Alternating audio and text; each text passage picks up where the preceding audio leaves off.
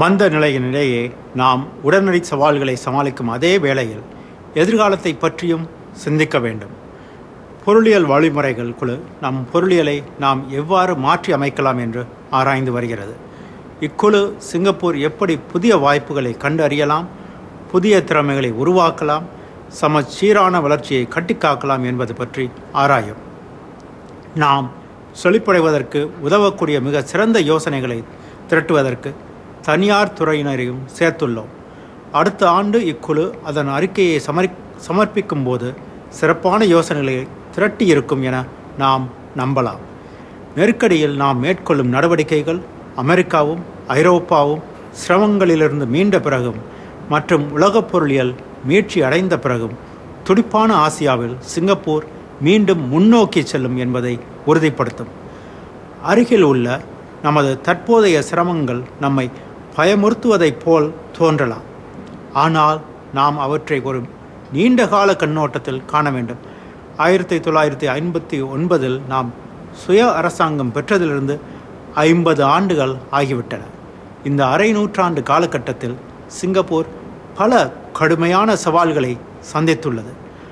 60களில் இனக்கலவரங்கள், 70களில் எண்ணெய் அதிர்ச்சிகள், 80களில் ஒரு பெரிய பொருளியல் மந்தநிலை, 90களில் ஆசிய நெருக்கடி, 2001 செப்டம்பர் 11 தாக்குதல்கள் மற்றும் சாஸ் நோய்.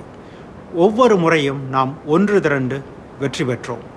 ஆகவே சிங்கப்பூர் தொடர்ந்து செழித்து இன்று இந்நிலையை அடைந்திருக்கிறது. ஆரம்ப காலத்தில் நம் ஒரே மக்களாக நம் வாழ்க்கையை தொடங்கவில்லை. நம் முன்னோர்கள் வெவ்வேறு நாடுகளிலிருந்து வந்த வெவ்வேறு மக்கள். அவர்கள் சிங்கப்பூருக்கு அவர்களுக்காகவும் அவர்களின் பிள்ளைகளுக்காகவும் பிழைப்பிற்காக வந்தனர். ஆனால் நாம் சுதந்திரத்திற்காக போராடியது, பிறகு தடைகளை எதிர்த்து ஒரு புதிய நாடாக போராடியது ஆகியவை நம்மிடையே நெருக்கத்தையும் பிணைப்பையும் ஏற்படுத்தி உள்ளன. சவால்களை எதிர்நோக்கிய ஒவ்வொரு முறையும் நாம் ஒன்று சேர்ந்து பொது நலனுக்காக செயலாற்றினோம். மேலும் ஒவ்வொரு வெற்றியும் நமது ஒருங்கிணைப்பை மேலும் வலுப்படுத்தி அடுத்த சவாலை சந்திப்பதற்கு உதவியது. இந்த நெருக்கடியில் நாம் மீண்டும் அப்படியே செயல்படுகிறோம். நாம் ஒவ்வொருவரும் அரசாங்கம் மற்றும் மக்கள், முதலாளிகள் மற்றும் தொழிற்சங்கங்கள் ஒன்று சேர்ந்து பணியாற்றி நிறுவனங்கள் நீடிக்க மற்றும் போட்டித்திறனுடன் இருக்க வைக்கிறோம். வேலைகள் மற்றும் வாழ்க்கையை பாதுகாக்கிறோம். வேலை நலன் மற்றும் காம்கேர் போன்ற சமுதாய பாதுகாப்பு தூண்களை மேம்படுத்துகிறோம். இந்த நெருக்கடி கடுமையான சோதனையாக இருந்தாலும் நாம் மீண்டும் இந்த நிலையை நம் சமுதாய ஒப்பந்தத்தை மேலும் வலுப்படுத்துவதற்கும் மற்றும் நம் பொருளியலை மேம்படுத்துவதற்குமான ஒரு வாய்ப்பாக மாற்றுவோம் எனும் நம்பிக்கையை நமது வரலாறு நமக்கு அளிக்கிறது. சளிக்காய்ச்சல் அதாவது H1N1 நோய் பரவலை எதிர்நோக்குவதற்கு நாம் இதே வழியில் செயல்பட்டோம். சிங்கப்பூரில் இந்த நோய்க்கிருமியின் பரவலை தாமதப்படுத்தி மெதுவடைய செய்வதற்கு நாம் உழைத்தோம். இந்த முயற்சிகள் சுகாதார பராமரிப்பு அமைப்பு முறை மற்றும் நிபுணர்களை மட்டும் சார்ந்திருக்கவில்லை. அது விழிப்புணர்வு மற்றும் சமூக பொறுப்புணர்வுடன் இருக்கின்ற குடிமக்களையும் சார்ந்திருந்தது. அந்த நோய்க்கிருமியை பற்றி மேலும் தெரிந்து கொள்ளவும் நம் தற்காப்புகளை மேம்படுத்தி கொள்ளவும் நம்மால் முடிந்தது.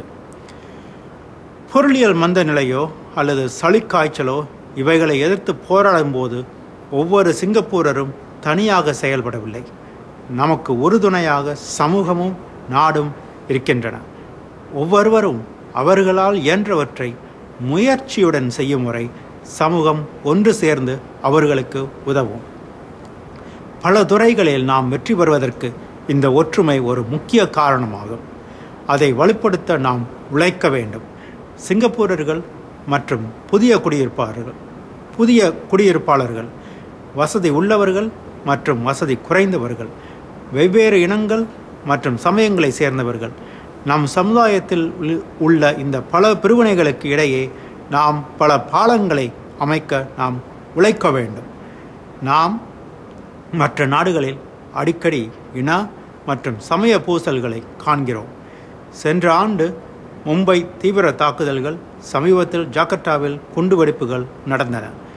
சிங்கப்பூரில் நாம் மற்றவர்களுடைய கலாச்சாரங்கள், பழக்க வழக்கங்கள் மற்றும் நம்பிக்கைகள் ஆகியவற்றை மதிப்பதோடு நம் சமூகங்களுக்கு இடையே நம்பிக்கையையும் நல்லிணக்கத்தையும் வளர்த்து எல்லா பிரிவினரும் பகிர்ந்து கொள்ளும் சமய சார்பற்ற பொதுவான தளத்தை படிப்படியாக விரிவாக்க வேண்டும்.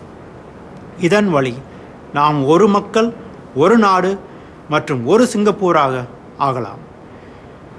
இந்த சவால்களை சமாளிக்க நாம் ஆயத்தமாக உள்ளோம். நாம் பொருளியலை வளர்த்தல், நம் சமுதாயத்தை வலுப்படுத்தல் மற்றும் நம் நகரை மறுசீரமைத்தல் ஆகியவற்றை மட்டும் செய்யவில்லை. ஒரு புதிய சிங்கப்பூரை உருவாக்குகிறோம்.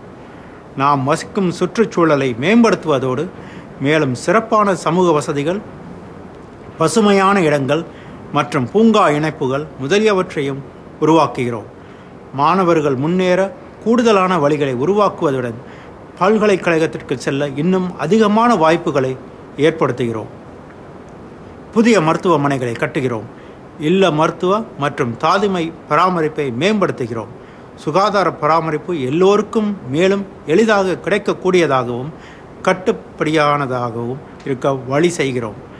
நாம் நம் நகரையும் புதுப்பிக்கிறோம். தீவு முழுவதும் வீடமைப்பு பேட்டுகளை மேம்படுத்துகிறோம். பொழுதுபோக்கிற்கும் கடைகளுக்கு செல்வதற்கும் ஒரு முதன்மையான இடமாக்க நம் நகருக்கு புத்துயிர் கொடுக்கிறோம். மற்றும் மெரினா பேயை சுற்றி ஒரு புதிய வர்த்தக இடத்தை உருவாக்குகிறோம். இவை அனைத்தும் நாளுக்கு நாள் வடிவம் பெறுகின்றன. என் சக சிங்கப்பூரர்களே, நாம் சுயாட்சி பெற்ற அரை நூற்றாண்டில் பல முறை சோதிக்கப்பட்டுள்ளோம். ஆனால் நாம் பல வாய்ப்புகளையும் உருவாக்கியுள்ளோம். நாம் தோளோடு தோள் நின்றால்தான் மழை பெய்தாலும் வெயில் அடித்தாலும் நம்மால் ஒன்று சேர்ந்து செயல்பட்டு சிங்கப்பூருக்கு மிக சிறந்த நிலைமையை பெற்றுத்தர முடியும். நாம் ஒரு சிறப்பான மற்றும் மேலும் துடிப்புமிக்க நாட்டை உருவாக்க முடியும். மேலும் சிங்கப்பூரை நம் இல்லம் என்று பெருமையுடன் சொல்லிக்கொள்ள அதை ஒரு தனித்தன்மை வாய்ந்த இடமாகவும் ஆக்க முடியும்.